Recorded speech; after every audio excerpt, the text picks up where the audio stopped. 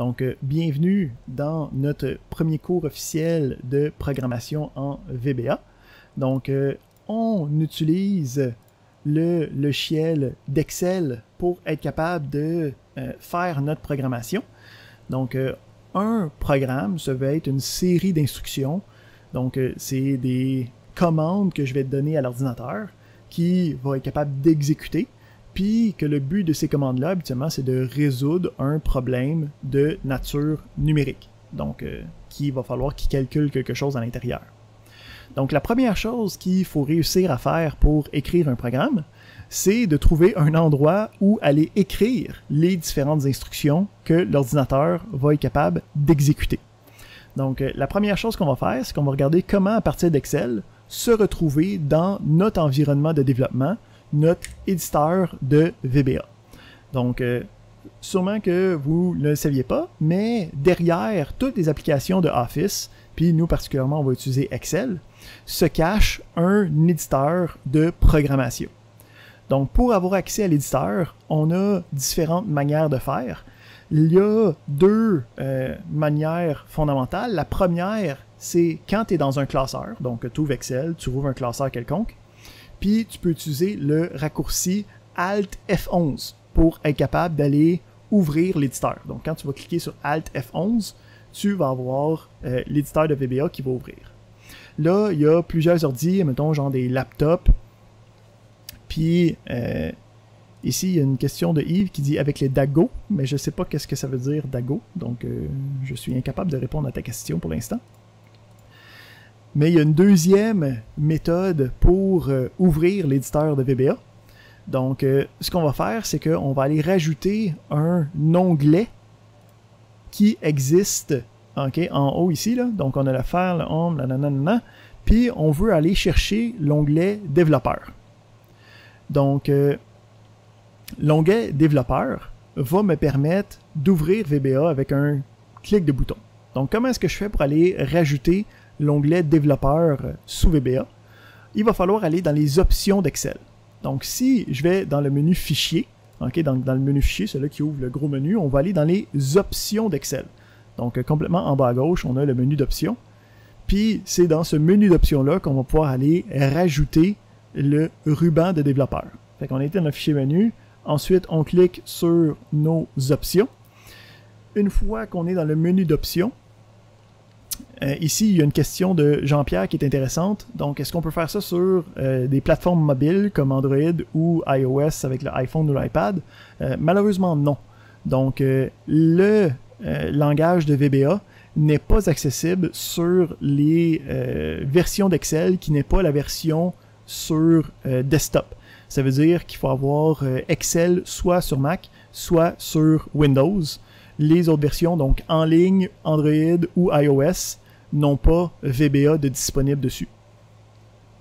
Donc, une fois qu'on est dans les options d'Excel, donc on veut aller mettre l'onglet développeur, on va aller dans le Customize Ribbon ou sinon personnalisation du ruban en français. Donc, dans la personnalisation du ruban, on va avoir dans l'onglet de droite les différents onglets possibles qu'on peut avoir sur notre barre d'Excel. Donc, on peut voir ici qu'il y en a plusieurs, puis la troisième avant-dernière est l'onglet développeur. Donc, par défaut, cet élément-là est décoché. Donc, tout ce qu'on veut faire, c'est cocher l'onglet développeur pour être capable d'avoir accès à l'onglet développeur par la suite. J'ai une question d'Étienne. Oui, moi, mon Excel, il est en français. Est-ce que ça va avoir une incidence sur, quand je peux dire, l'orthographe de la programmation ou n'importe quoi d'autre? Donc, le langage de programmation est fixe indépendamment de la langue de ton application. OK. Parce que, mettons, dans Excel, quand on rentre, exemple, mettons une formule, je sais que ça, c'est différent. Oui, c'est ça. Dans les formules, ça change, mais pas dans VBA. OK, parfait. Merci beaucoup. Pas de problème. Donc, après, en passant, quand vous avez fini de poser les questions, si vous pouvez baisser votre main, moi, ça m'aide de savoir. Merci beaucoup. Fait qu'on a coché l'onglet développeur. On a maintenant l'onglet développeur à l'intérieur, en haut ici. Puis, dans l'onglet développeur, on va avoir le premier bouton qui va être Visual Basic. OK? Donc, qui est le diminutif pour Visual Basic for Application. VBA, c'est le langage que nous on utilise. Donc, on peut cliquer là-dessus, puis ça va nous ouvrir, OK, l'éditeur de VBA. Moi, je vais avoir ici un splash screen que vous n'aurez pas, là, parce que moi, j'ai rajouté des configurations spéciales parce que je suis un programmeur, j'en ai besoin. Mais vous devriez seulement avoir la prochaine fenêtre qui va directement apparaître pour vous. Moi, ça prend quelques instants. Fait que vous devriez avoir cette fenêtre-là, qui s'appelle Microsoft Visual Basic for Applications. Fait que c'est ici, c'est dans cette fenêtre-là qu'on va passer la majorité de notre session. Donc, ici, on peut voir qu'on a notre classeur qui est ici. Puis, une chose qui est importante à savoir, c'est quand je travaille avec un classeur qui a du code à l'intérieur, du code VBA, lui, il appelle ça du code macro. Okay? Donc, il va y avoir un élément qui va être fondamental à se souvenir, parce que si on ne fait pas ça, quand on va sauvegarder, ça va effacer tout le code, tous les programmes qu'on a fait. Donc, quand on va ouvrir un classeur, puis qu'on va... habituellement, ça va être déjà fait, parce qu'on va vous fournir des classeurs qui sont déjà bien sauvegardés.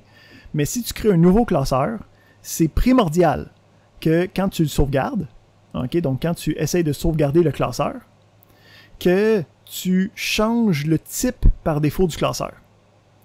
Donc, par défaut, ça va être un classeur Excel, un Excel Workbook.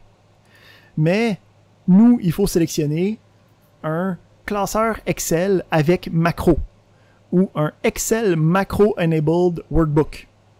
Donc, en gros, ça va changer l'extension habituelle de Excel de XLSX à XLSM. Donc, c'est primordial de sauvegarder nos classeurs avec cette extension-là. Sinon, comme j'ai dit, le XLSX normal n'est pas capable de sauvegarder nos programmes. Ça veut dire que si je ferme les choses, ça va juste tout perdre, puis tu pleures par la suite. Donc, toujours s'assurer qu'on sauvegarde en tant que Excel Macro Enabled Workbook. On sauvegarde ça. Puis, à partir de là, on est en business. Donc, on a notre éditeur d'ouvert. On est presque prêt à commencer à écrire nos programmes. Fait que là, on a ouvert l'éditeur, mais en ce moment, ok, si j'essaie d'écrire, il n'y a comme aucun endroit où écrire mon programme. Hein, parce que le but ici, c'est d'écrire des instructions pour que l'ordinateur soit capable de les exécuter. Donc, pour être capable d'avoir un endroit où écrire nos programmes, on va voir notre deuxième concept fondamental de la journée, qui est le principe de module. Donc, quand j'ai un classeur, okay, le classeur va contenir mes différents programmes. Ben, ce qui va contenir mes programmes, c'est ce qu'on appelle des modules. Donc, un module, ça s'apparente à un fichier texte qui est comme caché dans le classeur. Donc, quand on pense à un module, okay, pour de vrai, c'est un fichier texte qui est caché dans le classeur quelque part. Donc, comment est-ce qu'on fait pour avoir un nouveau module, puis donc avoir un endroit, okay, un fichier texte où c'est que je peux écrire mes différentes instructions? Ben, on peut aller en rajouter une fois que je suis dans l'éditeur. Je peux aller dans le menu d'insertion. Attends ici, je vais juste déplacer ça pour que ça me donne plus de place. Je peux-tu le déplacer? Merci. Ça me donne juste un petit peu plus de place. Merci. Donc, je peux aller dans le menu d'insertion. Puis, dans le menu d'insertion, je vais avoir l'option module. Donc, quand je vais cliquer dans mon menu d'insertion, le module, ça va créer un nouveau module dans mon classeur. Puis je peux voir ici que ça l'a ouvert une nouvelle, okay, une nouvelle fenêtre dans laquelle, là, je peux commencer à taper des choses. Okay? Donc c'est là qu'on va être capable d'écrire nos différents programmes. Fait que on a maintenant notre éditeur d'ouvert, on a maintenant nos modules un module de préparé, puis à l'intérieur de ce module-là, je peux commencer à écrire mes différentes instructions. OK, ça va être quoi mes instructions que je vais écrire à l'intérieur? Bien, avant de commencer à parler d'instructions, on va parler de quelque chose qui est tout aussi primordial, qui est la chose qui n'est pas une instruction. Donc, quand je vais écrire quelque chose, mais que cet élément-là, ce ne sera pas une instruction pour l'ordinateur, je veux que ça soit un commentaire pour un autre être humain. Donc, le principe, c'est que quand on écrit nos différents programmes, on écrit nos différentes instructions, mais on ne mettra pas seulement des instructions dans nos programmes. on va aussi mettre des commentaires qui vont nous permettre de mieux comprendre qu'est-ce qu'on a fait, de mieux expliquer qu'est-ce qui est en train de se passer dans nos différents algorithmes à l'intérieur, puis qu'est-ce qui se passe en général. Donc, quand je vais écrire des choses qui n'est pas pour l'ordinateur, mais pour qu'il y ait un autre être humain, je vais écrire des commentaires. Fait que comment est-ce que je fais pour écrire des commentaires en VBA? Ben, c'est assez simple. Sur une ligne quelconque, okay, je vais commencer avec un apostrophe. Puis l'apostrophe, okay, dicte que le restant de la ligne est un commentaire.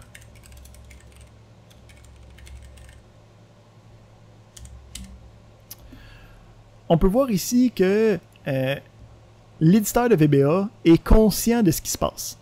Parce que on voit qu'il a mis ça d'un beau vert forêt, okay, qui indique que qu'est-ce qui est écrit là est un commentaire. Ça veut dire que l'ordinateur ne considère pas ça dans ses instructions à exécuter. On va voir qu'on peut en avoir plusieurs. Donc, les lignes blanches aussi, ça fait rien. Donc, on est capable d'écrire différents commentaires. C'est un élément fondamental de la programmation. Donc, on va voir au fur et à mesure où je veux mettre des commentaires parce que le principe d'un programme, c'est que faut pas que seulement que ça soit fonctionnel pour que ce soit un bon programme, il faut aussi qu'il soit lisible et bien documenté parce que sinon on n'est pas capable de le réutiliser, on n'est pas capable de corriger s'il y a des problèmes et ainsi de suite. Donc, on va voir que c'est pas seulement la fonctionnalité qui va être évaluée, ça va être aussi la présentation, ce qui inclut l'ajout, okay, puis la gestion de commentaires dans nos programmes. Fait que c'était primordial, avant même de voir c'est quoi les différentes instructions possibles, faut écrire des commentaires. OK, fait que je pense qu'on est prêt à commencer à parler à notre ordinateur. On va aller voir comment écrire notre premier programme. Donc, le principe, c'est que les modules sont capables de contenir plusieurs différents programmes que je peux décider lequel exécuter à quel moment. Donc, je peux écrire plusieurs, ce qu'on appelle des sous-programmes, okay, à l'intérieur de mon module. Parce que, puis n'importe quel de ces sous-programmes-là vont être capables d'être exécutés à un moment que je décide. Fait que si on est capable d'écrire plusieurs sous-programmes à l'intérieur d'un module, il faut être capable de délimiter chacun des sous-programmes. Dire que telle instruction, ben c'est pour mon premier sous-programme, puis telle instruction, c'est pour mon deuxième sous-programme, puis telle instruction, c'est pour mon troisième sous-programme. Fait qu'il faut avoir une manière de délimiter les instructions pour dire, ben ça fait partie de mon premier sous-programme, puis ça fait partie de mon deuxième sous-programme, et ainsi de suite. Fait que le premier délimiteur de sous-programme qu'on va voir, c'est ce qu'on appelle une procédure. Okay? Donc, en anglais, ils appellent ça un sub-program. Fait qu'on va voir que quand on veut écrire quelque chose dans VBA, il faut utiliser une syntaxe qui est déjà prédéfinie. Okay? Donc, le langage de programmation te demande d'écrire les choses d'une certaine manière pour que l'ordinateur comprenne qu'est-ce qui se passe. Donc, pour écrire un sous-programme, le premier mot qu'il faut qu'il soit sur la ligne, c'est le mot-clé sub. Donc, c'est un mot qui est réservé, qui est comme connu par VBA pour savoir que quand je commence à écrire ça, c'est que je suis en train de faire une délimitation pour écrire un sous-programme dans lequel je vais pouvoir mettre des instructions. Une fois que j'ai ça, la deuxième chose qu'il faut avoir, c'est le nom du sous-programme. OK?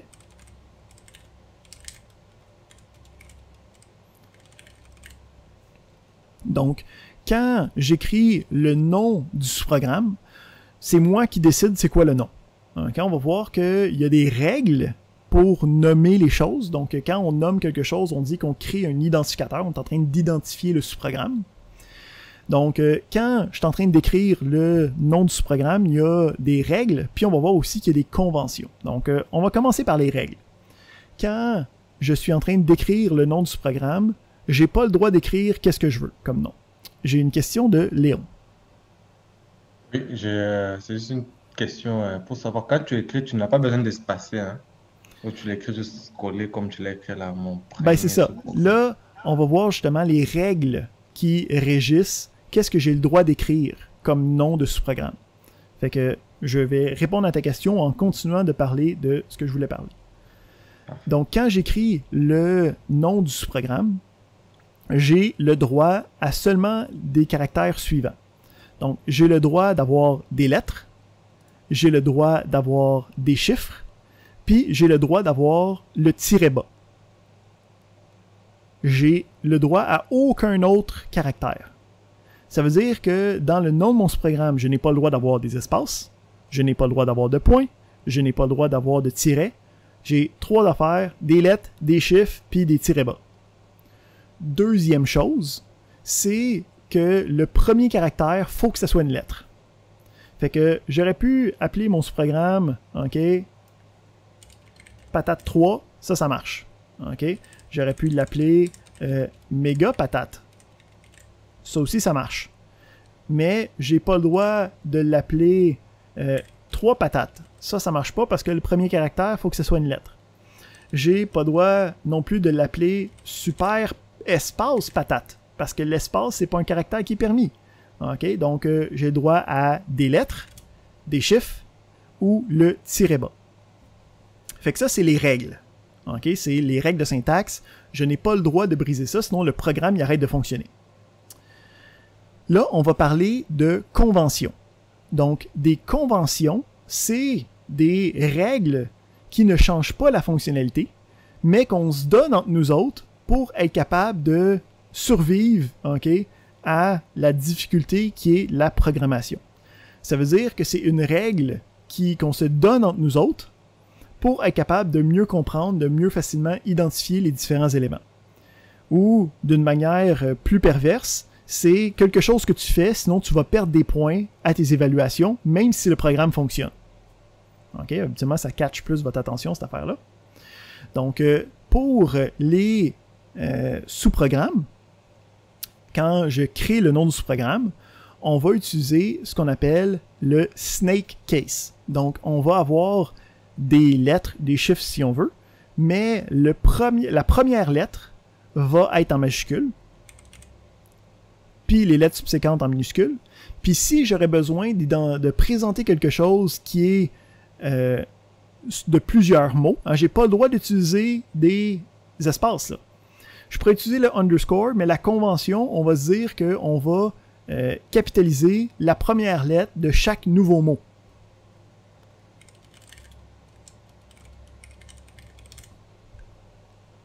Puis là, on peut comprendre pourquoi j'avais écrit ça comme ça. Fait que on est en train encore d'écrire notre premier sous-programme. On a vu qu'il y avait le mot-clé sub en premier. C'est un mot obligatoire. Je n'ai pas le choix. C'est ça qui me permet de dire à VBA, hey, ça c'est un sous-programme dans lequel je vais pouvoir mettre des instructions. Ensuite, j'ai le nom du sous-programme que je suis capable d'identifier avec des lettres, des chiffres, puis le tiret bas. Il faut que ça commence par une lettre. Puis par convention, nous autres, on utilise ce qu'on appelle le snake case, qui me permet de dire que la première lettre est en majuscule, puis à chaque fois que je changerai de mot, ben, j'utilise une nouvelle lettre majuscule. Ensuite, on continue. Dans les choses obligatoires, je suis obligé de mettre des parenthèses ouvrantes et fermantes. On va voir plus tard qu'on peut comme mettre des choses à l'intérieur, puis ça change la fonctionnalité du programme, mais pour l'instant, on prend ça pour du cash, il faut mettre des parenthèses. Là, à ce point-là, il y a une deuxième partie qui est obligatoire, parce qu'on a dit que le principe du programme, ça me permet de délimiter des blocs d'instructions, okay, qui vont être exécutés. Fait que si on a une première ligne qui nous dit « voici le début du bloc », il va nous falloir une dernière ligne qui va être « voici la fin du bloc d'instructions ». Là, VBA, il va nous aider, l'éditeur, il est conscient de ce qu'on est en train de faire. Fait que ici, quand je vais peser sur Enter, il va automatiquement mettre la délimitation de fin du bloc d'instruction. Fait qu'on voit ici qu'avec le sub, on est obligé de mettre un end sub pour dire, ben, tout ce qui va se passer à l'intérieur ici, c'est ça qui va être exécuté quand je vais exécuter mon premier sous-programme. OK?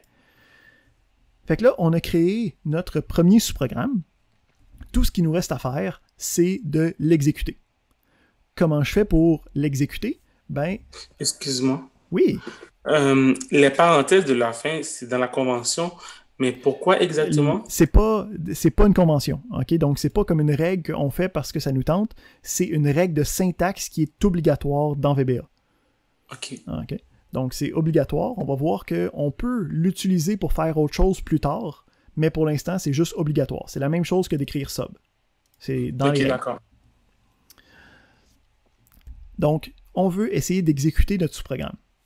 Parfait, on a plusieurs manières de le faire. La manière la plus simple, c'est on a un gentil bouton Play vert au-dessus de notre éditeur qui va nous permettre d'exécuter le sous-programme dans lequel mon curseur est couramment positionné. Okay? Donc, c'est important de mettre notre curseur à l'intérieur de ou sur notre sous-programme qu'on veut exécuter. Puis, je peux cliquer sur le bouton Play, puis ça vient d'exécuter mon sous-programme. Là, si je clique, il ne se passe rien, ok? Parce que, en fait, il l'exécute, mais en ce moment, j'ai aucune instruction dans ma délimitation de mon sous-programme. Fait que c'est normal qu'il ne se passe rien. Hein? Donc, on dirait qu'il ne s'est rien passé, mais pour de vrai, il l'a exécuté, c'est juste qu'il a exécuté de rien faire. Si notre curseur est à l'extérieur d'un sous-programme, qu'est-ce qui va se passer? Ben, il va dire « Hey, je ne sais pas qu'est-ce que tu veux exécuter. Voici une liste de tous les différents sous-programmes que je suis capable d'exécuter. Choisis-en un, puis tu peux cliquer sur Run si tu veux. » Donc, c'est le même principe. Je pourrais ici cliquer, puis ça va aussi exécuter le sous-programme. Fait que deuxième manière, quand on est à l'extérieur, c'est possible. Quand je clique sur le bouton Play puis que je laisse ma souris par-dessus, on peut voir qu'il y a une gentille bulle informative qui me dit que hey, ça va run sub, hein, donc exécuter le sous-programme. Puis, on voit qu'il y a un raccourci qui est F5. Donc aussi, si, encore une fois, j'ai mon curseur dans mon sous-programme, je peux utiliser F5, puis ça l'exécute le sous-programme. Bon, encore une fois, on voit qu'il ne se passe rien, mais c'est parce qu'il n'y a pas d'instruction. Hein? Dernière manière d'exécuter notre sous-programme, on a le menu Run, puis dans le menu Run, on a aussi le même Python Play que tantôt. OK, donc en gros, trouve une manière de l'exécuter qui est à ta guise. On veut être capable d'exécuter nos différents sous-programmes. Alright. Fait que... Excusez-moi, monsieur. Oui. Oui, juste pour la deuxième façon, je ne l'ai pas bien... Fait que la deuxième façon, c'est juste d'utiliser le raccourci qui est F5. Fait que la touche F5 sur ton clavier permet d'exécuter le programme. Je crois que c'est la troisième qu'il y a comme une fenêtre qui s'ouvre puis tu choisis lequel que tu voulais. Ça ici, c'est quand ton curseur est à l'extérieur d'un sous-programme. Que tu utilises n'importe quelle manière. Si le curseur est à l'extérieur du sous-programme, quand tu cliques sur Play, il va te donner une liste des différents sous-programmes disponibles. Parce que c'est pas lequel que tu veux exécuter dans le cas que tu en as plusieurs. Fait que là, tu peux sélectionner puis juste cliquer sur le Run puis ça va l'exécuter normalement. Habituellement, ce qui va être plus préconisé, c'est de placer son curseur sur ou à l'intérieur du sous-programme pour être capable de l'exécuter plus rapidement. Bon, c'est le temps de mettre des instructions à l'intérieur de notre sous-programme pour être capable de faire quelque chose de tangible. Fait que pour être capable de faire quelque chose de tangible, il va falloir aller regarder un des fondements de la programmation, qui est le principe de variable.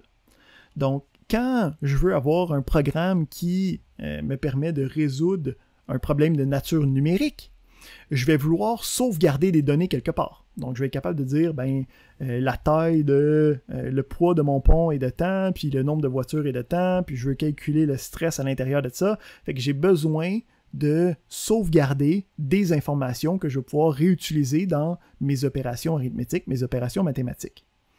Fait que pour être capable de sauvegarder des informations quelque part, ça va être un concept qu'on appelle les variables. Donc, le principe de variable se veut être une multitude de choses combinées ensemble. Donc, une variable, qu'est-ce que c'est? C'est un espace mémoire réservé, okay? Donc un espace mémoire que je vais pouvoir y avoir accès aux besoins, avec lequel j'y donne un nom. Donc, je vais pouvoir dire, voici une variable, elle s'appelle X, puis à chaque fois que je veux la variable X, va voir à cet espace mémoire-là pour voir c'est quoi. Il va y avoir un principe de type. Donc, on va voir que chacune des variables, on va pouvoir mettre un certain type de données, okay? Soit des nombres entiers, des nombres fractionnaires, du texte, une valeur logique vraie ou fausse. Donc, les différentes variables vont avoir un type qui est comme la forme de la boîte dans laquelle je peux mettre mes différentes informations. Le dernier concept, ça va être le principe de valeur. Donc, quand je travaille avec une variable, si j'ai une variable qui s'appelle X dans laquelle je mets des entiers, le X va vouloir valoir une certaine valeur. Je veux dire que le X, il vaut 3 ou le X, il vaut 10. Donc, la variable, c'est un espace mémoire réservé. On y donne un nom. On lui dit tu es capable de sauvegarder tel type de valeur. Puis voici la valeur que tu as sauvegardée en ce moment qu'on va pouvoir réutiliser dans le futur. Fait que ça, c'est le concept de variable. Pour être capable d'utiliser les variables dans nos programmes, avec nos instructions, ça se passe en plusieurs étapes. Fait que la première étape, ça va être le principe de déclarer la variable. Donc, déclarer la variable, ça va nous permettre de dire « Voici une variable que je peux utiliser dans mon programme ». Fait qu'on va déclarer toutes nos variables qu'on a besoin au début de nos différents sous-programmes, puis on va pouvoir les utiliser dans nos opérations par la suite. Fait qu'on va regarder comment est-ce qu'on fait pour déclarer une variable. Fait que pour déclarer une variable, donc on se positionne à l'intérieur des différentes instructions, à l'intérieur de notre sous-programme. Donc, il faut que ça soit à l'intérieur d'un sous-programme. Ici, juste par lisibilité, puis on va revenir à ça au prochain cours, les règles de lisibilité, mais je vais me tasser de la marge pour mieux voir qu'est-ce qui se passe à l'intérieur du sous-programme. Donc, encore une fois, on a une partie de la syntaxe qui est fixe, puis on a une partie de la syntaxe qui est variable quand je déclare une variable. Donc, la partie qui est fixe, la partie que j'ai pas le choix, il faut absolument que j'écrive ça exactement comme ça, sinon ça marche pas, c'est le mot-clé dim. Okay? Donc en anglais, c'est pour dimensioning, okay? Pour dimensionner une variable, c'est comme une ancienne nomenclature pour parler de la déclaration d'une variable. Donc dim, ensuite je mets le nom de la variable. Fait qu'encore une fois, là, c'est moi qui décide c'est quoi le nom, puis ça va être les mêmes règles que les règles de création de noms de sous-programmes. Donc, des lettres, des chiffres, le tiret bas, il faut que ça commence par une lettre. Par contre, la convention va être différente. Donc, la convention du nom de sous-programme, on avait dit que ça allait être avec une lettre majuscule au début, puis après ça, à chaque fois que je change de mot, ça va être une lettre majuscule encore. Ben là, ça va être le même principe. À chaque fois que je change de mot, ça va être une lettre majuscule, mais la première lettre va rester minuscule. Comme ça va nous permettre de facilement différencier qu'est-ce qui est une variable, qu'est-ce qui est un sous-programme. J'ai une question de René. Est-ce que les lettres prennent aussi des accents ou c'est purement anglophone, donc ils n'ont aucun accent? Dans les commentaires, tu peux mettre des accents, mais quand tu vas déclarer soit des noms de sous-programmes ou soit des noms de variables, je te conseille d'éviter les accents parce que des fois, de passer d'une version à Excel d'un autre, ça peut casser le logiciel. Okay? Donc, ça peut casser ton programme qui va faire qu'il ne fonctionnera plus. Fait que dans les commentaires, on peut mettre des accents, mais dans les instructions, on va éviter les accents. Parfait. Donc, on va déclarer une variable, on va s'en déclarer une en tant que, mettons, X. Ensuite, on continue, on a un autre mot-clé qui est obligatoire. Donc, on n'a pas le choix, on a le dim, ça c'est obligatoire. Après ça, on a le nom de notre variable. Là, ici, j'ai mis X, mais habituellement, ça va être un nom qui va faire référence à la valeur qu'il y a dans le problème. Puis, je vais avoir ensuite un deuxième mot-clé obligatoire qui est le mot-clé as. Donc, je suis obligé de mettre ce mot-là exactement tel quel, sinon mon programme ne marchera pas. Puis ensuite, il va falloir donner le type de la variable. Donc, le type de la variable, ça va être le genre d'information que je vais pouvoir sauvegarder à l'intérieur de la dite variable. On va aller voir c'est quoi les différents types. Pour l'instant, on va juste dire, je dis que ça va être des... monsieur. Oui, juste un instant. Rapide. Ça va être... Ah oui, vas-y. C'est le as, là, tu l'as mis en minuscule, sauf que dans ton PowerPoint, il est en majuscule, ça change-tu de quoi? Ou... Non, on va voir qu'il change automatiquement. On va voir qu'il change automatiquement. C'est ça qu'il va faire. Fait que, ok, parfait. Ici, on va pour des entiers de valeur numérique, fait que genre 3, 4, 7, moins 5, moins 12, on peut mettre integer. Puis ici, justement, comme notre confrère nous le fait mentionner, quand je vais changer de ligne, lui il va faire, hey, en passant, ton mot-clé ici, il n'était pas comme le mot-clé standard, je vais automatiquement le capitaliser de la bonne manière. Donc, effectivement, tu n'es pas obligé de toi-même le capitaliser, ça va automatiquement être fait pour toi. Fait que là, on a eu la première étape qui était la déclaration de la variable. Donc, tout ça, c'est qu'est-ce qu'on vient de dire. Premièrement, on va aller regarder les différents types qu'on peut avoir dans les variables. Fait qu'on a vu que integer, c'était pour des entiers. En passant ici, si je regarde, je peux mettre un guillemet après une instruction, puis ça va quand même être considéré comme étant un commentaire pour le restant de la ligne. OK, donc c'est intéressant. On est capable de mettre des commentaires après une instruction au besoin. On va aller regarder les différents types. Un élément à mentionner avant ça. Donc, il y a des outils qui nous permettent de détecter différentes problématiques avant que ça devienne catastrophique. OK, donc ici, on parle du option explicite. Donc, quand je vais aller dans mes différents modules, nous, ce qu'on va venir, c'est qu'on va toujours venir rajouter quelque chose au début du module, avant la déclaration de nos sous-programmes, qui va venir ajouter des options, OK, pour nous faire détecter des erreurs. Fait qu'ici, on va venir marquer option espace explicite. Donc, c'est comme une configuration additionnelle. À chaque fois que j'ai un module, je veux rajouter ça pour m'ajouter des sauvegardes pour détecter mes problèmes possibles. J'ai une question de Marvin. Ou Marvin? Est-ce que dans un module, on a en fait un nombre limité de sous-programmes ou on peut aller à l'infini? Aucunement. Tu as autant d'espace qu'il y en fit sur ton ordinateur pour le nombre de sous-programmes. Donc, il n'y a pas de limite, admettons, comme Excel, où c'est que tu as un certain nombre de limites de lignes de comme 300 000, quelque chose. C'est complètement infini. OK. Merci. OK. Fait qu'on a mis l'option explicite. On va aller regarder les différents types de variables. Fait qu'on a dit qu'on a le X pour les entiers. On a le double pour les réels. Moi, j'ai juste pas de clavier en francophone en ce moment sur Windows. Fait qu'on va y aller avec pas d'accent. Donc, pour les nombres réels, OK, on utilise le double. Pour les chaînes de caractères, donc du texte que je veux sauvegarder. Donc, si je veux sauvegarder, mettons, le texte Allô tout le monde ou des choses comme ça, on a le string. Donc, pour les chaînes de caractères du texte.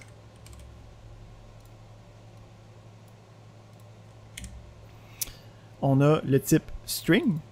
Puis finalement, on a des valeurs logiques, okay, qu'on dit booléennes, qui va être du type boolean.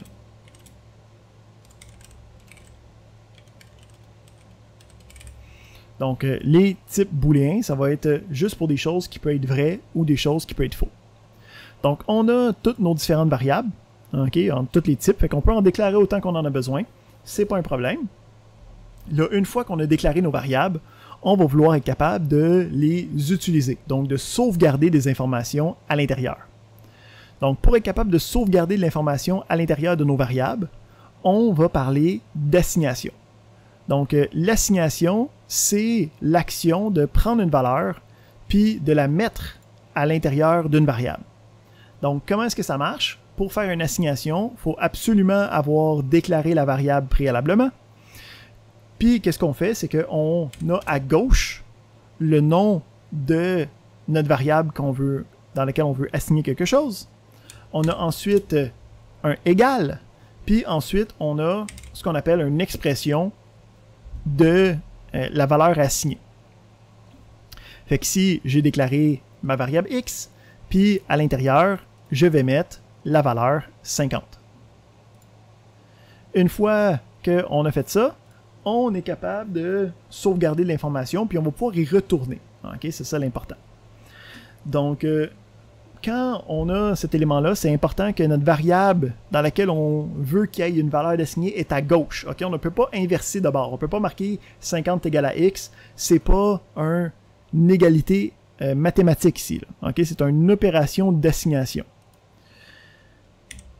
Qu'est-ce qui est le fun à savoir? C'est que si on fait des opérations arithmétiques à droite du égal, OK, on a le droit de mettre ce qu'on appelle une expression. Donc, une expression, c'est un terme fancy d'informatique. Là, vous allez voir, il y a beaucoup de termes qui semblent fancy à première vue, mais c'est vraiment du pétage de bretelles parce que les informaticiens, ils ont peur de perdre leur job quand le monde va se rendre compte qu'en fin de compte, c'est facile. Fait qu'ils mettent des mots bizarres pour être capables de garder leur job, puis se parler entre eux autres, puis qu'ils comprennent seulement qu'est-ce qu'eux vont faire.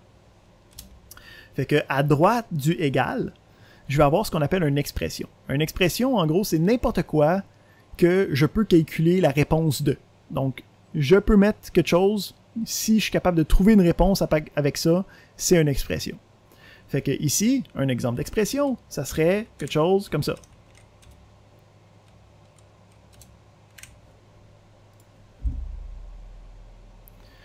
Donc, on peut facilement comprendre, ok, juste par déduction, que qu'est-ce qui va se passer ici? Il va prendre 2.5 plus 3, il va trouver le résultat de ça, puis il va venir l'assigner à Y. Ok, donc il va trouver le résultat de l'expression. Une fois qu'il a trouvé le résultat, il va aller l'assigner dans Y. Donc, on est capable de faire des opérations arithmétiques, ok, on est capable d'avoir des expressions arithmétiques qui va trouver le résultat, puis qui va ensuite aller assigner le résultat dans ma variable. Une fois qu'on comprend ça, on va être capable de faire une chose additionnelle qui va être d'utiliser des différentes variables dans nos expressions. Fait ici, on va se créer une autre variable, mettons.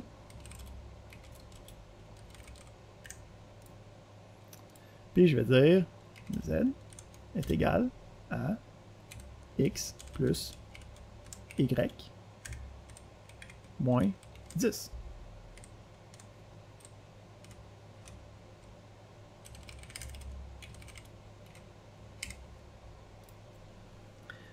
Fait que là, la question qu'on peut se poser, c'est combien vaut z?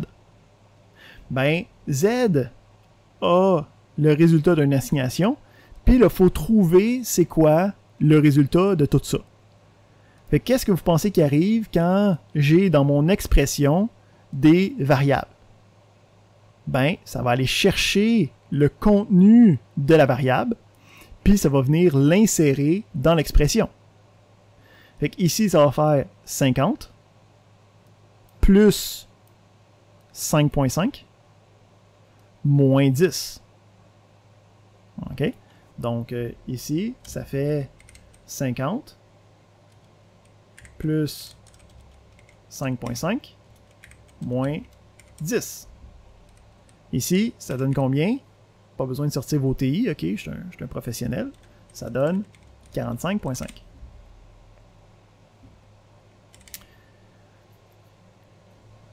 Oui, Marvin.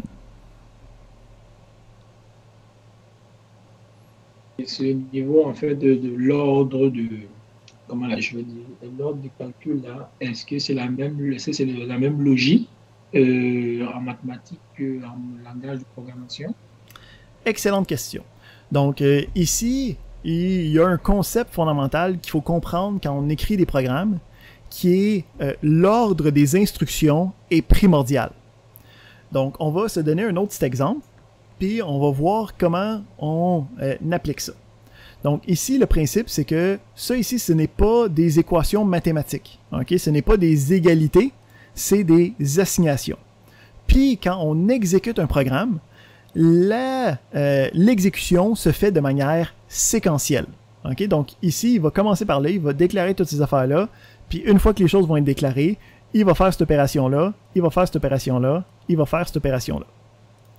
Fait que là, ici, la question, c'est qu'est-ce qui arrive si j'écris ça?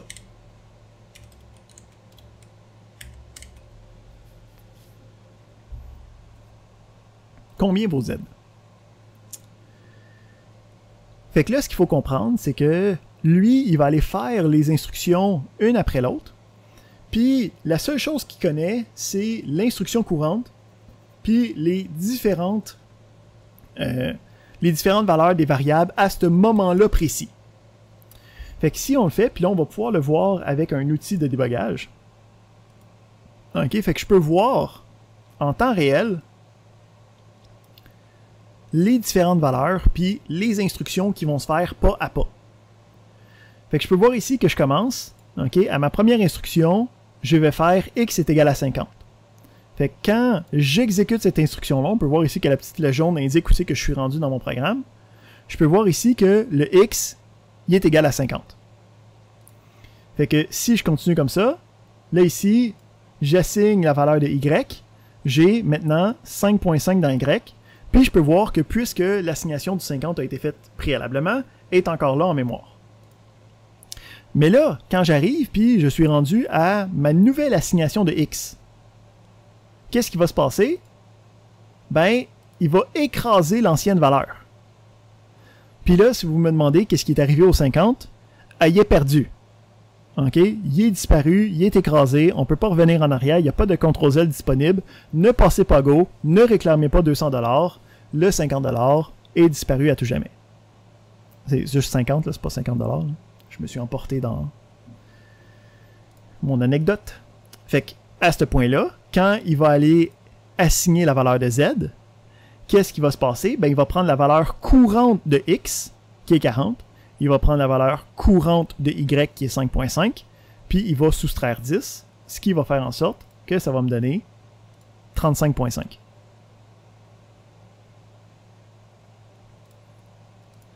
Même principe, si j'essaye de dire ben, y est égal à 1.5 ici, que va valoir z dans notre programme? Ben, en fait, dans ce cas-ci, z va valoir la même chose que la dernière fois. Pourquoi? Parce que notre assignation, notre changement de y vient après le calcul qu'on a fait dans z.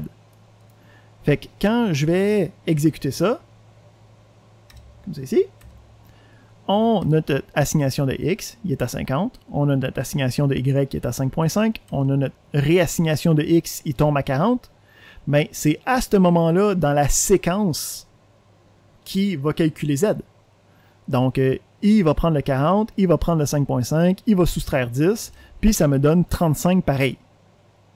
Après ça, même si je change y post-facto l'assignation de z, ça ne change pas cette assignation-là. Donc ici, ce qu'il faut comprendre, c'est que l'ordinateur va exécuter les instructions de manière séquentielle, mais il va seulement regarder l'instruction courante, puis les valeurs dans les variables à ce moment-là précis. Okay? L'ordinateur, il est très zen, il vit dans le moment présent. Il ne sait pas ce qui est arrivé avant, il ne sait pas ce qui va arriver dans le futur, il sait seulement l'instruction courante, puis la valeur présente dans les variables dans la mémoire. Parfait. Donc, en passant ici, si on exécute de manière normale notre programme, si je pèse sur F5, je clique sur le play ici, on dirait encore qu'il ne se passe rien. Parce qu'en fait, il fait les instructions, mais on n'a pas de manière d'afficher des résultats encore. On n'a pas de manière de comme, montrer qu'est-ce qui se passe dans nos programmes. Fait que ça fait tous les calculs, c'est juste que ça le fait à une vitesse tellement fulgurante qu'on dirait qu'il ne se passe rien. Fait que notre prochaine étape dans le cours, c'est d'être capable de voir, puis d'ajouter de l'interactivité dans nos programmes. De voir le résultat de nos réponses, puis d'être capable de donner des informations à notre programme pour qu'il fasse des calculs intéressants. Fait qu'on va parler d'affichage et de saisie. Donc l'affichage, ça va être pour nous montrer des choses, puis la saisie, ça va être pour rentrer des choses de manière dynamique dans l'ordinateur. Fait qu'on va commencer avec le principe d'affichage. Fait qu'on va ici commencer à se créer un autre sous-programme. Fait qu'on va garder celui-là de côté. Puis je vais me faire un deuxième sous-programme.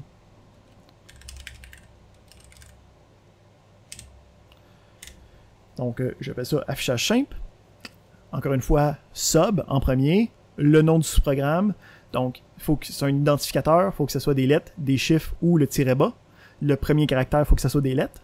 Puis ça, fait que ça, c'est les règles. La convention nous demande qu'on mette ça en snake case, fait que la première lettre est en majuscule, puis à chaque fois que je mettrai un nouveau mot, je mets une nouvelle majuscule. Ensuite, j'ai les parenthèses obligatoires, puis avec tout ça vient le nsub qui va délimiter les instructions qui vont se passer dans ce sous-programme-là. Fait que là, j'ai mon premier sous-programme que je peux exécuter quand que je veux, puis là, je viens de créer un deuxième sous-programme qui s'appelle affichage simple, que je peux exécuter aussi tant que je veux. Fait qu'on va regarder une nouvelle fonctionnalité, une nouvelle instruction qui va être l'appel d'une boîte de messages. Fait qu'on a ce qu'on appelle un message box. Okay? Donc, comment est-ce que ça marche? C'est que j'ai deux manières de le faire. Là. Donc, je peux juste marquer message box suivi d'un espace. Puis après ça, je mets un texte que je veux qu'il apparaisse à l'écran. Donc, quand je veux représenter du texte dans mon programme, je vais délimiter ce texte-là. Okay? Donc, quand je veux que ce soit du texte pur, que ce soit pas une instruction, que ce soit pas le nom d'une variable, je veux que ce soit du texte littéral. Je vais le délimiter avec des doubles guillemets.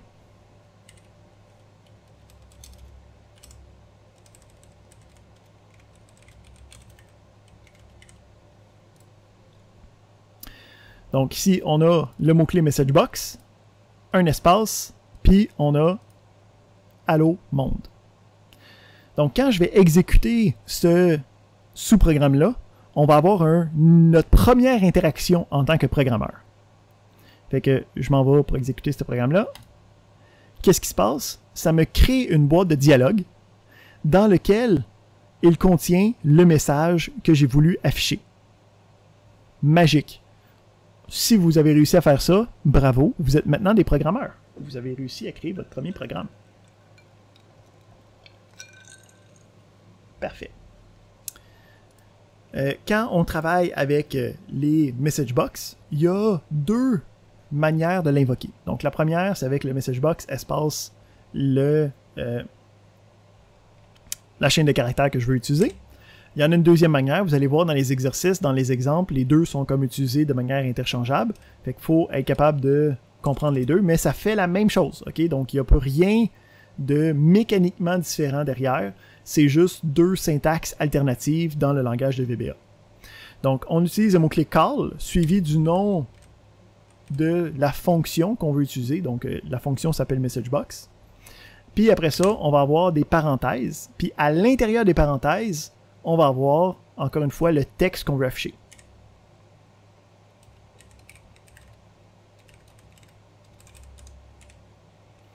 Une fois qu'on a terminé, on ferme les parenthèses qu'on a ouvertes quand on a fait le premier message box. Fait que là ici, quand je vais exécuter ça, qu'est-ce qui va se passer? Ben, il va exécuter le premier message box qui va me montrer ma première boîte de dialogue. Puis il va attendre que je clique sur OK. Puis quand je vais avoir cliqué sur OK, il va continuer, exécuter la deuxième instruction, puis afficher une deuxième boîte de dialogue. Fait que qu'est-ce qui se passe ici? Première boîte de dialogue. On clique sur OK. Deuxième boîte de dialogue. On clique sur OK. Puis on vient de terminer notre programme. Fait qu'on est capable d'avoir des boîtes de dialogue qui affichent des choses intéressantes. Qu'est-ce qui est encore plus intéressant? C'est que les boîtes de dialogue sont capables d'afficher non seulement du texte, mais des valeurs d'expression. Hein? On se souvient le mot-clé expression. On avait dit qu'une expression, c'est n'importe quoi qui donne une valeur finale, une réponse finale.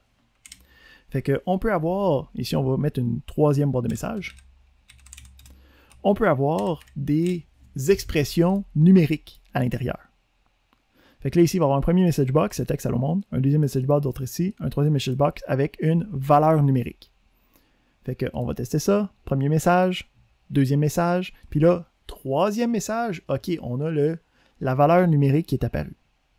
Là, quand c'est une expression, c'est pas obligé d'être une valeur numérique directe. Ça peut être quelque chose qui donne une valeur numérique. Fait que je pourrais écrire 5 plus 12. Fait qu'en écrivant 5 plus 12, qu'est-ce qu'il va faire? Il va trouver c'est quoi le résultat de cette expression-là. Okay? Donc, encore une fois, il y a des mots-clés spéciaux en informatique. Quand on trouve le résultat, là, quand on calcule quelque chose, quand on calcule une expression, on dit qu'on évalue l'expression. Okay? Fait que c'est important, c'est comme ça, c'est ça la syntaxe. Donc, on va évaluer cette expression-là. On fait le 5 plus 12, ça me donne... On carry le 1 divisé par 18, ça donne 17. Puis, c'est ça qui va être affiché dans la boîte de messages. On essaye ça. Allô monde. D'autres textes ici. 17. Excellent. Fait qu'on est capable de mettre des expressions ici. Des affaires que je pourrais mettre dans une expression, ça me trouve c'est quoi la valeur, puis on voit qu'est-ce qui se passe. Mais là, si on retourne à notre autre petit programme de tantôt qui calculait des choses, on va pouvoir utiliser ce mécanisme-là pour être capable de voir qu'est-ce qu'il y a à l'intérieur de nos différentes variables. J'ai une question de Serena. Serena? Oui. Est-ce que vous auriez pu faire juste message box, message box, message box? Au lieu de faire message box, call message box? Oui. Donc ici, la syntaxe initiale, c'est juste des syntaxes alternatives. Les deux ont le même fonctionnement. Fait que ça aurait pu être call message box, call message box, call message box, comme message box, message box, message box. C'est juste que nous, on utilise les deux de manière interchangeable. Fait qu'il faut comme savoir que les deux existent. OK, parfait, merci. Excellent. Donc, on a vu le principe qu'on peut avoir des expressions dans nos message box. Fait que là, si on prend ça puis on applique ça dans notre programme de gestion numérique, on peut commencer à dire, ben, l'affaire que je veux que tu affiches, c'est la valeur de Z. Donc ici, ça n'affichera pas le texte Z parce que c'est pas entre double guillemets. Ça va afficher le contenu de Z. Hein, parce que c'est comme une expression, c'est juste qu'il n'y a pas de plus, il n'y a pas de moins, c'est juste Z, fait que ça va juste prendre la valeur de Z puis l'afficher.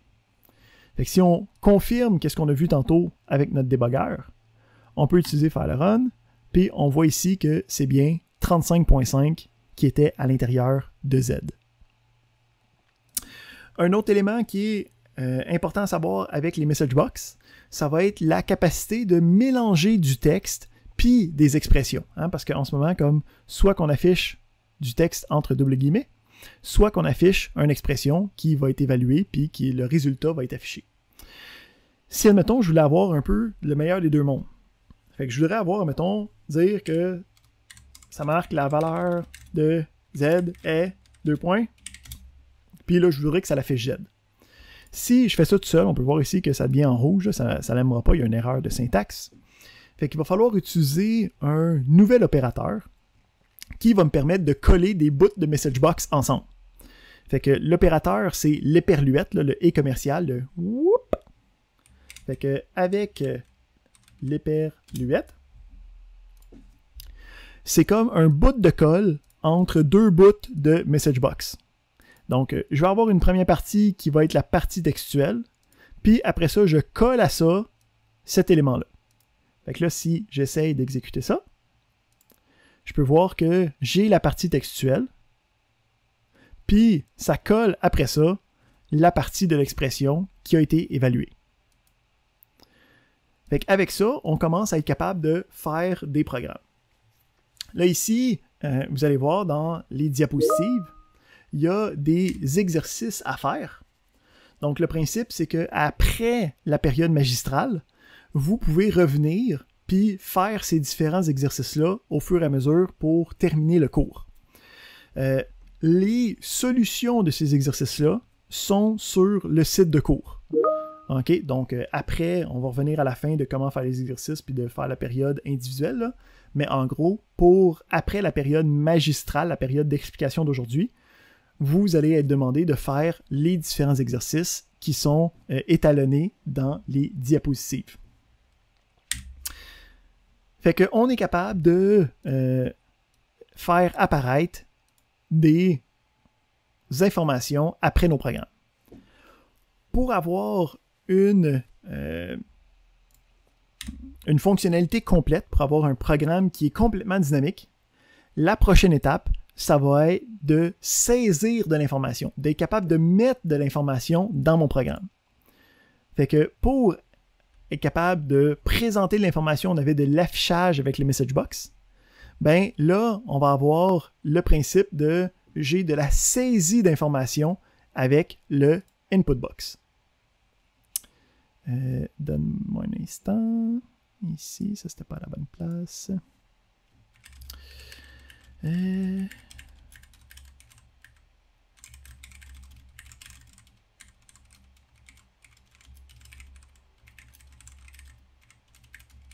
Parfait.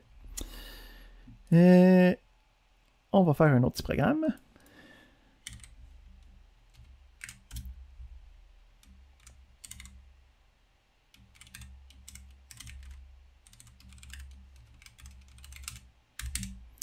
Excellent. Donc, on a ici le principe on veut créer un programme dynamique. Donc, on va vouloir aller chercher une valeur de l'extérieur. Donc, d'aller chercher une information, puis de l'insérer dans notre programme. Fait que pour être capable de faire ça, on va utiliser ce qu'on appelle le input box. Fait qu'on va se créer ici une variable. Le input box, pour aller chercher une valeur numérique, on utilise une assignation. Donc, cette partie-là, on sait c'est quoi. Hein? Donc, on a le X, on a le égal. Puis, là, l'expression, ça va être l'utilisation du val input box. Fait qu'on a val, parenthèse, input box, parenthèse. Puis, là, après ça, on va avoir du texte qui va être comme la question qui va être posée. Fait que, ici, on peut dire, mettons, entrer un nombre.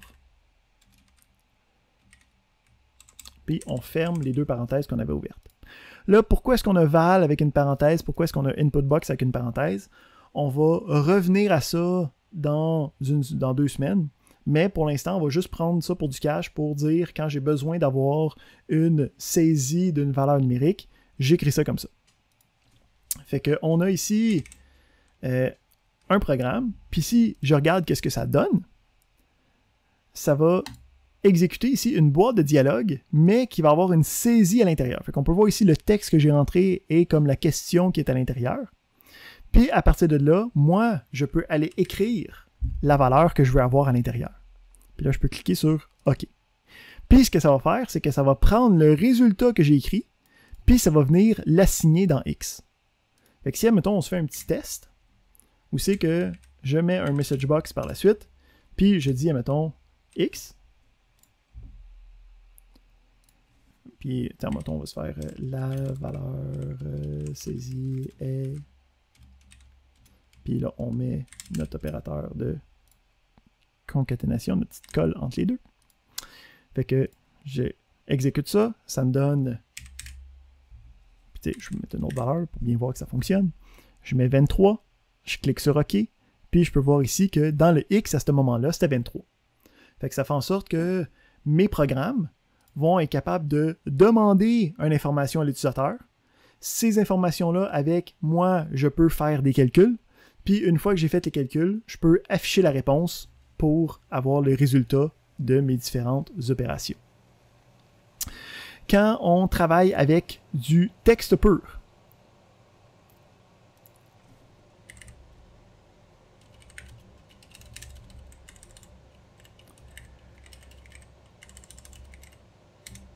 on va avoir une version simplifiée du message box. Donc ici, on va avoir quelque chose de même. Fait que quand j'ai une chaîne de caractères à saisir, donc pas une valeur numérique, une chaîne de caractères, je peux utiliser le input box sans utiliser l'élément val autour.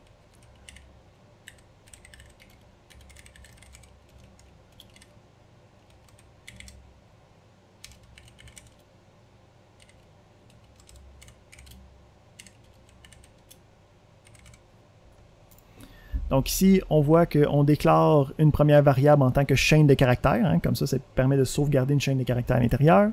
On voit ici que le input box va être capable de saisir le nom de quelqu'un. Puis dans un message box, il va afficher le texte Allo suivi du nom. Donc ici, si on fait ça, entrez votre nom, Hugo. Allo, Hugo. C'est comme si l'ordinateur, je sais qui, je sais que je suis.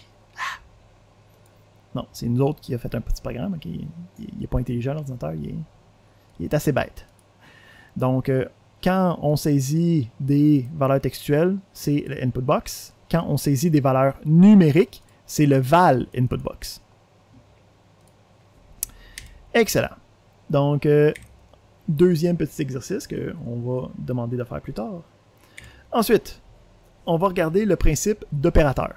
Donc, le principe d'opérateur, en fait, ici, ça c'est supposé être un petit slash comme ça. Donc, on a des opérateurs, ok, pour faire des opérations dans nos programmes, dans nos expressions. Il y a des opérateurs qu'on connaît déjà. Hein? Donc, si je vous parle des opérateurs arithmétiques, je m'attends à ce qu'on sache c'est quoi le plus, le moins. Ok, l'étoile, c'est la multiplication. Le // c'est la division. Ok, donc, je m'attends à ce que ça, c'est connu. Là, là. On a quand même un préalable de comme genre mathématiques de 3e année du primaire. On a aussi le petit chapeau, ok, pour la puissance. Donc 3 à la 2, mettons, c'est le petit chapeau. Puis ça, c'est les opérations arithmétiques de base. On va avoir des opérations, ok, arithmétiques qui sont inhabituelles, donc ceux qu'on connaît moins. Donc le premier, ça va être l'opérateur de division entière. Donc à la place d'être le // c'est le backwards slash. Donc, la barre oblique inversée, si on veut être complètement français. Donc, le principe, c'est que la division entière, ce que ça va faire, c'est qu'à la division, ça va couper la partie fractionnaire. Fait que si, admettons, je décide de faire 2.9 division entière de 10, ben, ça va juste me donner 0, parce que ça me donnerait habituellement 0.29, mais la division entière, ça coupe au complet la partie fractionnaire. Ou sinon, même principe, mais avec 29. Donc, 29 division entière de 10. Donc ici, si on l'écrit, là, 29 division entière, donc dans l'autre sens, de 10, ça donne 2. OK? Donc, c'est, ça me donnerait 2.9 avec... Ici, j'ai pas d'accent, là, mais il est coupé. OK? Donc, la division entière, c'est que ça enlève la partie fractionnaire. On a ensuite l'opérateur modulo. Donc, l'opérateur modulo, c'est un nouvel opérateur mathématique, okay, qui est reconnu en mathématiques, mais qui est très peu utilisé en dehors de la programmation. Donc, l'opérateur modulo, ça s'écrit comme n'importe quelle autre opération. Là. Fait que tu as comme un chiffre, tu as l'opérateur qu'on appelle mod ici, puis on a une autre valeur à gauche. Puis là, ça va me donner une réponse. Donc, comment ça marche, l'opérateur modulo? C'est que ça me permet de trouver ce qu'on appelle le restant après la division. Donc, qu'est-ce que ça veut dire, ça, le restant après la division? C'est assez simple. Ce qu'on veut, c'est qu'on veut prendre le deuxième opérateur, puis on veut le soustraire autant de fois possible du premier en restant non négatif. Fait que ici, on va essayer ça. Qu'est-ce qui arrive si je soustrais 5 à 14? Ça me donne 9. Est-ce que 9, c'est non négatif? Oui, ça veut dire que je continue. Fait que je continue, j'essaye encore une fois de soustraire 5 à notre dernière valeur. Donc j'essaye de soustraire 5 à 9, ça me donne 4. Est-ce que 4 c'est non négatif? Oui, je continue. Fait que j'essaye de soustraire 5 à 4. Ça me donne moins 1. Oh! Ici, c'est plus bon. OK? Donc, on est allé une étape trop loin. Fait que ça revient à l'étape précédente. Puis, ça va être ça, notre réponse. Donc, le modulo me permet de trouver le restant après la division. L'utilisation du modulo est souvent quand on veut trouver le restant d'agglomération complète. Fait que, mettons ici, je te donne un exemple. Si je voudrais représenter ça, je pourrais dire, bon, j'ai une classe de 14 étudiants. Je veux faire des équipes de 5. Il va me rester combien d'étudiants qui n'est pas dans une équipe complète? Puis là, ça va me donner le 4. Puis on peut faire ça avec des plus grands chiffres, parce que là, c'est assez facile. Mais si j'ai 347 étudiants, puis je veux faire des équipes de 7, je veux savoir, il va y avoir combien d'étudiants qui ne sont pas dans une équipe complète. C'est plus facile d'utiliser le modulo que de commencer à calculer ça à la main. Fait qu'on a l'opérateur modulo, qui est un opérateur arithmétique, mais qui est un nouvel opérateur qu'on ne connaissait pas. Ensuite, on va avoir les opérateurs relationnels. Puis ça va nous être utile pour notre dernier bloc du cours, qui va être la prise de décision. Donc, les opérateurs relationnels vont être capables de faire des comparaisons. Okay? C'est des choses qu'on connaît. Là. OK? Je peux dire 4 est plus petit que 23. OK? Ben là ici, ça va me donner une réponse qui va être vrai ou faux. Donc, le résultat de cette opération-là, 4 plus petit que 23, ça veut dire true. Si je fais est-ce que 4 c'est égal à 10, ben ça c'est pas vrai, ça donne false. OK? Donc, c'est le résultat que ça donne. Si on l'essaye, on va se faire...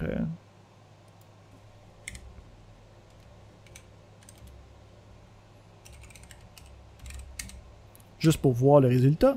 Donc ici, je peux mettre le message box, puis je peux l'essayer là. 4 égale 10. OK? Donc, ça va me donner le résultat de cette opération-là. De la même manière que si je mettais 3 plus 5, ça me donnait 8. Ben là, ça va me donner que le résultat, c'est false. OK? Donc, les opérateurs arithmétiques, il y a plus petit, OK? Plus petit ou égal, plus grand, oups, plus grand, j'essaie de dessiner, plus grand ou égal, égal. Puis, on a le dernier qui est le différent de. Donc, le différent de, c'est l'inverse de l'égalité. Donc, est-ce que 4, c'est différent de 10? Ben, dans ce cas-là, oui, 4 est différent de 10. Si j'essaie de voir est-ce que 10 est différent de 10, on va voir ici que c'est faux. J'ai une première question de Serge. Oui, salut Hugo. Bonjour. Ma question, c'est par rapport au mode. Quand tu as fait modulo tantôt, est-ce que je suis obligé, après le 9, de mettre encore mode 5? Ben, en fait, ça va tout de suite donner 4. Donc là, ici, j'ai juste expliqué qu'est-ce qu'il allait faire, mais ça le fait automatiquement d'un coup, là. OK? Donc, Okay. Lui va tout de suite donner 4. OK. Autre question de Marvin. Hugo, moi, c'est la même question par rapport au mode là, 14, mode 5. Là, comment il donne 4? Est-ce que tu peux m'expliquer de façon mathématique? Certainement. Ce qu'on fait, c'est qu'on essaye d'enlever le plus de fois possible 5 en restant non négatif. Fait que je peux enlever combien de fois 5 dans 14? 2 fois, ça fait moins 10. Puis qu'est-ce qui me reste après? C'est 4. C'est ça. Parfait. Fait qu'on revient sur nos opérateurs de comparaison. Ici, bon, ça semble boboche l'avoir de même, là, OK? Mais, évidemment, il faut regarder ça dans une optique un petit peu plus large, qui va être l'optique où c'est qu'on va avoir des variables. Fait qu'ici, on peut avoir, mettons, une valeur numérique, puis on peut avoir une saisie avec le val input box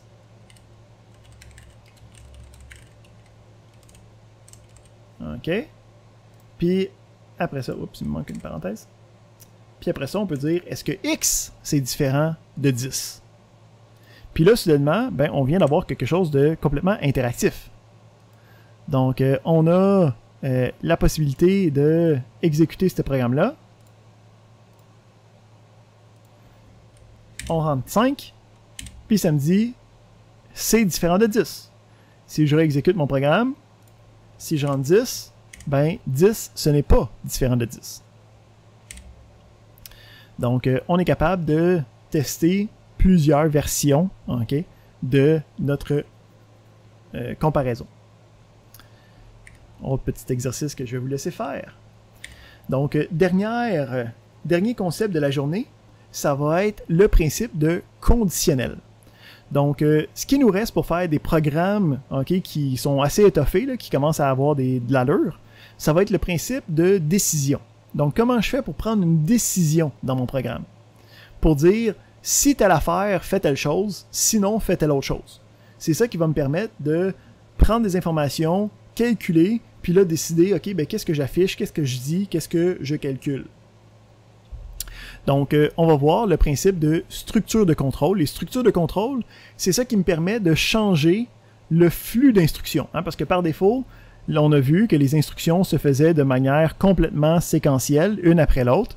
Puis, quand je travaillais, on n'avait pas le choix, il fallait que ce soit tac, tac, tac, tac, tac, tac, tac, tac. Okay? Puis l'ordre avait de l'importance. Ben, les structures de contrôle vont me permettre de changer le flux habituel d'instructions. Soit de sauter des lignes, soit de revenir en arrière, dépendamment de la structure de contrôle. La structure de contrôle de conditionnel, okay, qu'on appelle le if en anglais ou le si en français, va me permettre de sauter des instructions avec une condition donnée. Fait que ça nous permet de prendre des décisions, puis ces décisions-là vont être prises sur une condition. Donc, ce qu'on dit est une expression booléenne vraie ou fausse. On va aller voir les différents exemples pour mieux comprendre qu'est-ce que ça peut faire. Fait qu'ici, on va aller regarder la structure de contrôle if, ok?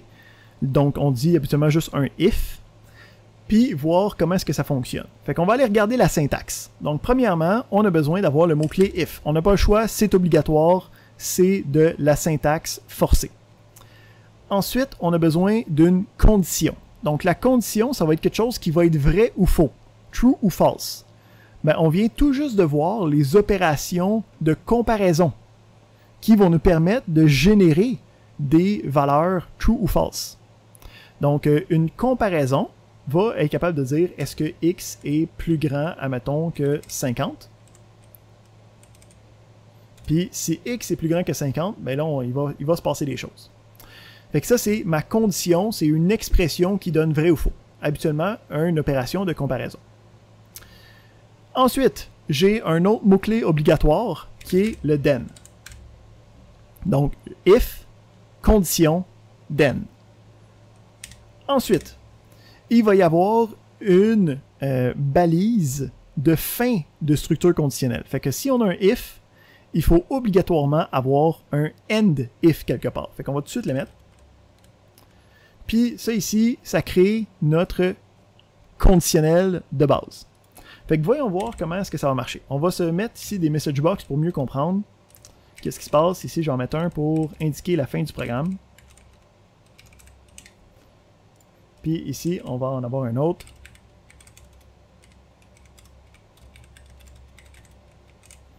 Qui va dire « Hey, c'est plus grand que 50 ». Fait que j'exécute mon programme. OK. Puis je vais rentrer une valeur. Fait que je vais rentrer une valeur qui est plus petite que 50. Je mets 20 en ce moment. Voyons voir qu'est-ce qui se passe quand j'entre 20 dans mon X. Je peux voir ici que le message box qui a été exécuté, c'est celui de fin de programme. Fait que qu'est-ce qui s'est passé ici? Donc, j'ai commencé mon programme, j'ai déclaré X, j'ai exécuté mon input box, ça m'a fait ma petite boîte de dialogue, ça m'a demandé de rentrer un chiffre, j'ai rentré 20. Fait qu'à ce point-là, j'avais 20 de sauvegarder dans mon X. Qu'est-ce qui se passe par la suite? Ben là, il va regarder la condition. Fait que là, il dit, est-ce que 20, c'est plus grand que 50? Pas besoin de sortir vos TI, ce n'est pas plus grand que 50. Ça veut donc dire que cette condition-là, elle est fausse, elle est false. Fait que qu'est-ce qui se passe quand la condition est false? Ben, il va sauter par-dessus le bloc à l'intérieur des instructions NF. En passant ici, je pourrais avoir d'autres instructions. OK, on va en mettre d'autres. Juste pour voir qu'est-ce qui se passe. Fait que ça saute par-dessus toutes ces instructions-là, puis ça va continuer normalement le flow d'instructions après la conditionnelle. Fait qu'on a pu voir le message box de fin de programme. OK. On réessaye ça, cette fois-ci en mettant une valeur qui est plus grande que 50. Qu'est-ce qui se passe dans ce cas-là? Ben, dans ce cas-là, il va regarder la condition, puis puisque la condition est bonne, puisque la condition est vraie, puisque la condition est true, il va aller faire les instructions à l'intérieur de la conditionnelle. Fait qu'il va dire que c'est plus grand que 50, puis il y a un deuxième message box, il dit « Hey, on est dans le if ». Puis, après avoir fait ça, il va continuer comme si de rien n'était, donc il va continuer aussi qui était rendu ici, puis il va faire le message box de fin de programme. Donc ça, c'est le if de base qui nous permet de prendre des décisions. Si la décision, si la condition est bonne, on va exécuter le bloc d'instruction qui est à l'intérieur du if. Sinon, on saute par-dessus, puis on continue, dans tous les cas, on continue le programme normalement par la suite. Quand on travaille avec la conditionnelle if, on va avoir des extras, des options qu'on peut rajouter dépendamment de qu'est-ce qu'on veut qu'il arrive. Donc, le premier extra, c'est ce qu'on appelle le sinon, le else. Donc, on a la conditionnelle if quelque chose, si quelque chose fait telle affaire. Mais si c'est pas le cas, si ça marche pas, puis que je veux qu'il fasse autre chose dans le cas que ça marche pas seulement, je peux avoir ce qu'on appelle le else.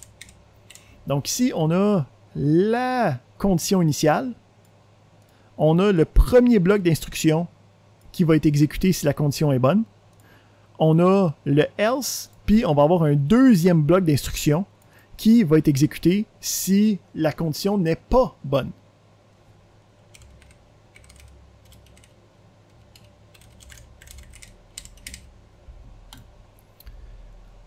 Donc, on a mis un petit message box. Testons notre nouveau petit programme. Donc, je demande de rentrer un nombre. Ici, je vais rentrer quelque chose qui n'est pas plus grand que 50. Puis quand j'exécute ça, il va dire, OK, la condition n'était pas bonne. Fait que moi, je m'en vais dans le bloc d'instruction du else, du sinon. Puis j'exécute les instructions qui sont à l'intérieur. Une fois que j'ai fait ça, les instructions continuent normalement, puis ça me permet d'exécuter ma fin de programme.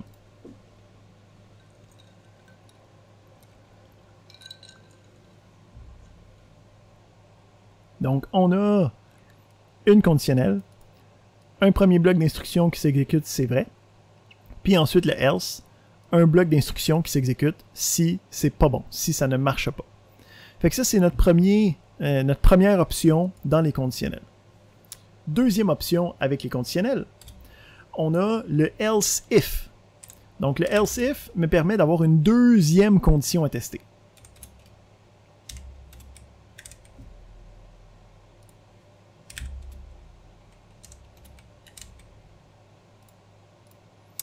Puis on a une deuxième condition, on a un deuxième then. Donc le else if a besoin d'une autre condition, puis qui va avoir le then, puis après ça, encore une fois, des instructions à l'intérieur. Fait que là, qu'est-ce qui va se passer? C'est que lui, il va tester le premier. Si le premier est bon, il va juste faire le premier, puis après ça, il continue normalement, comme dans toutes les autres options. Mais si celui-là n'est pas bon, il va venir tester le deuxième pour voir si lui est bon. Puis si lui est bon, il va aller faire ce bloc-là. Fait qu'on va voir les différentes options, puis comment ça fonctionne. Fait que si j'essaye, je mets une valeur plus grande que 50. Juste pour voir que ma condition initiale est encore fonctionnelle. Je peux voir que ça rentre dans le plus grand de 50, dans les if, fin du programme. Fait que je peux voir que quand j'ai rentré quelque chose qui est plus grand que 50, ça l'a exécuté ceux-là, ça l'a sauté par-dessus le reste, puis ça l'a continué après les if. Parfait. Si j'essaie quelque chose qui est pas plus grand que 50, mais qui est plus grand que 30. Chose comme 45. Donc, quand j'essaie ça, il va faire « Oh, ben là, la première condition n'a pas marché. Fait que je la fais pas, mais j'essaye la deuxième condition, elle a marché, fait que je l'exécute, puis après ça, je continue après le if de manière séquentielle normale. Fait que je peux voir ici que j'ai pu rajouter une deuxième condition, une condition secondaire. Donc, si la première n'est pas bonne, je peux faire celle-là. Serge a une question.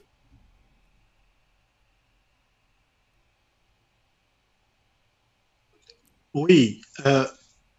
Est-ce que c'est normal que quand j'essaie de rouler mon programme, il me dit qu'une fonction n'est pas définie?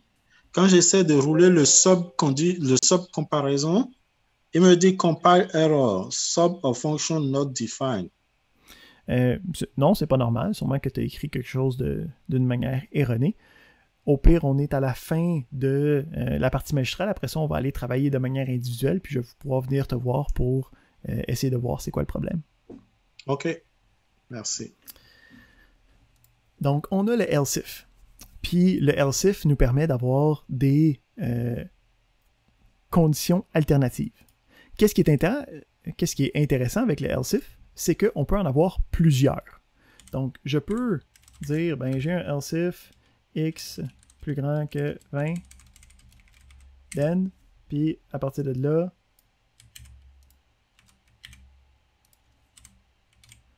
je peux changer celui-là. Fait que les else if, je peux en avoir autant que j'en ai besoin. OK? Donc, après les if, je peux avoir autant de else if que je peux en penser. Fait qu'à ce point-là, si je rentre quelque chose qui est pas plus grand que 50, pas plus grand que 30, mais plus grand que 20, ça me donne ce bloc d'instruction-là qui fit avec cette condition-là. On peut aussi mélanger les deux options. Donc, on avait le if normal, on vient tout juste de voir le else if, mais on a vu tantôt le else. Donc, le else vient après toutes les else if, puis il va seulement être exécuté s'il n'y a aucune des conditions qui étaient fructueuses.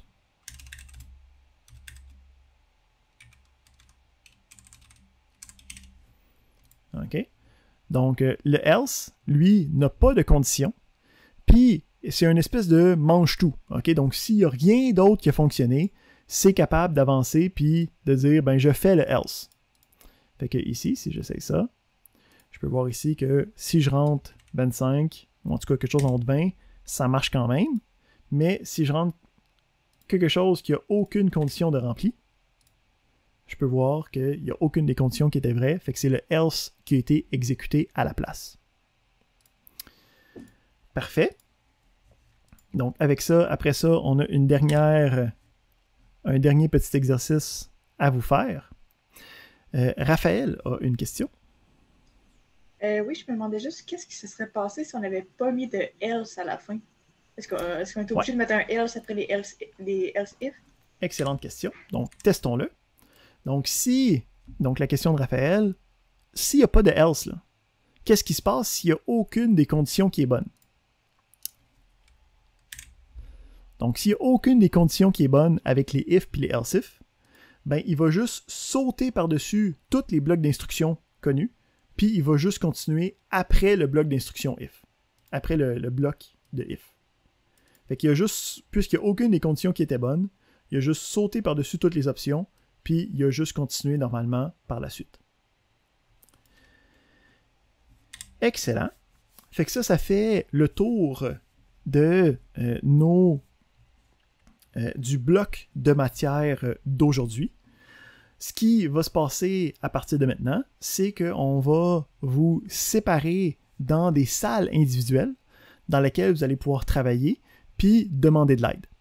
Donc, le principe, c'est qu'on va vous mettre dans des salles individuelles, puis dans les salles individuelles, dans votre menu de Zoom, okay, donc dans ce menu-là, là, quelque part ici, là, il va y avoir un piton qui va être nommé Request Help, okay, ou demande d'aide en français, si votre Zoom est en français. Quand vous allez cliquer sur ce bouton-là, vous allez rentrer dans une file d'attente, puis moi, en gros, j'ai une liste de tout le monde qui a besoin d'aide. Puis, moi, je vais venir dans vos salles où je vais pouvoir vous aider. Vous allez pouvoir partager votre écran, puis on va pouvoir s'aider à débugger nos programmes, voir qu'est-ce qui se passe, voir qu'est-ce qui est problématique. OK? Donc, je vais vous mettre dans des salles, vous allez pouvoir travailler. Sur quoi vous travaillez durant le restant de la période, me demandez-vous? Excellente question. Étudiant perspicace. Donc, première chose, ça va être d'essayer de faire les différents exercices qu'on s'est donnés en cours. J'ai une question ici de Serena qui me demande est-ce qu'on travaille en groupe ou seul? Pour les premières semaines, donc pour les premières séries d'exercices, puis aussi durant les périodes de cours, vous allez être en salle seul. Quand on va commencer à travailler sur le travail pratique qui se fait en équipe, ben là, vous allez être sectionné en équipe pour pouvoir travailler avec vos différentes équipes. Si vous voulez, si vous connaissez quelqu'un et vous voulez travailler avec cette personne-là, vous avez juste à me l'indiquer. Moi, je peux vous mettre dans la même salle. Ce n'est pas un problème, le cas advenant. Mais par défaut, comme vous êtes juste séparés dans des salles individuelles pour que je puisse venir vous aider en temps et lieu. Fait que les choses à faire, on a les séries d'exercices du cours.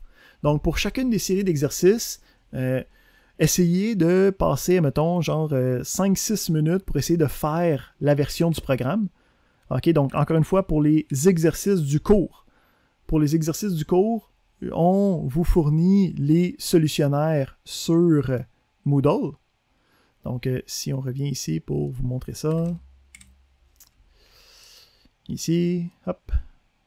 Donc, quand on revient sur Moodle, les différents exercices qu'on vous demande de faire, OK, ils sont dans les exemples de cours. Fait que vous pouvez cliquer là-dessus, puis vous pouvez voir les différentes solutions. Mais, essayez de les faire, les exercices, avant de regarder la solution pour le cours. Genre 5-6 minutes chacun. Après ça, vous pouvez aller regarder la solution, voir de quoi ça a l'air. Une fois, si vous réussissez à terminer les exercices d'avance, vous pouvez aller chercher puis commencer les exercices de laboratoire. Donc, en gros, à chaque semaine, on vous demande de faire les exercices de laboratoire, puis on vous demande de compléter les exercices avant le cours suivant. Donc, en gros, on a une série d'exercices, puis je veux que ça soit complété avant le prochain cours magistral avec moi. Donc là, ça va dépendre de votre capacité d'apprentissage, votre rapidité en programmation innée. Okay? Le principe, c'est que la première série d'exercices est faisable en moyenne à l'intérieur de la période de laboratoire.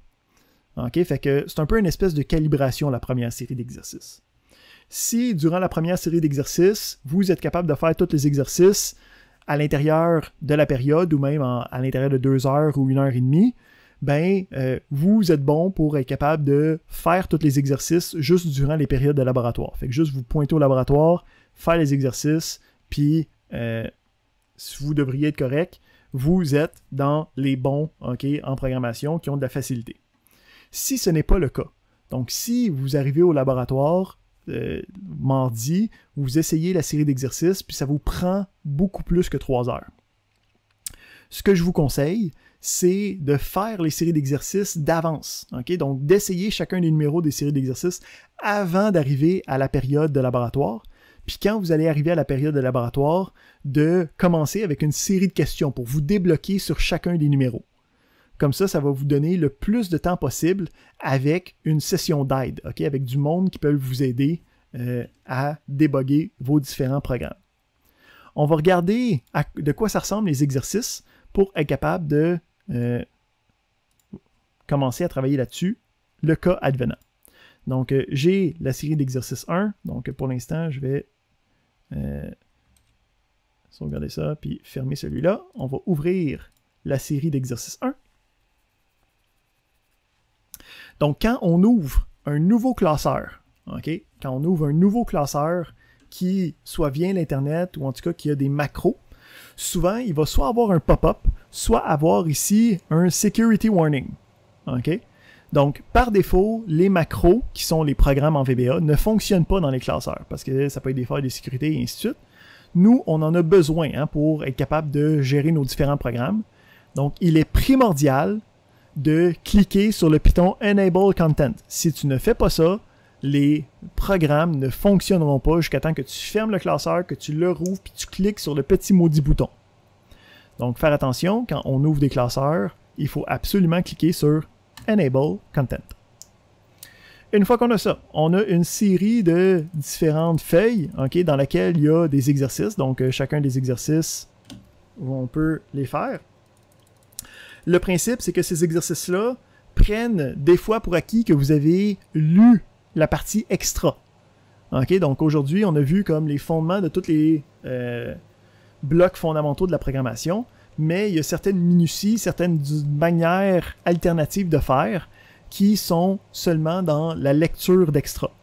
Donc, s'il y a des choses que vous arrivez à un numéro, que vous ne savez pas trop comment faire, que vous n'êtes pas certain, vous voulez aller voir dans les diapositives de la semaine extra pour aller voir comme le contenu détaillé de qu'est-ce qu'on va faire.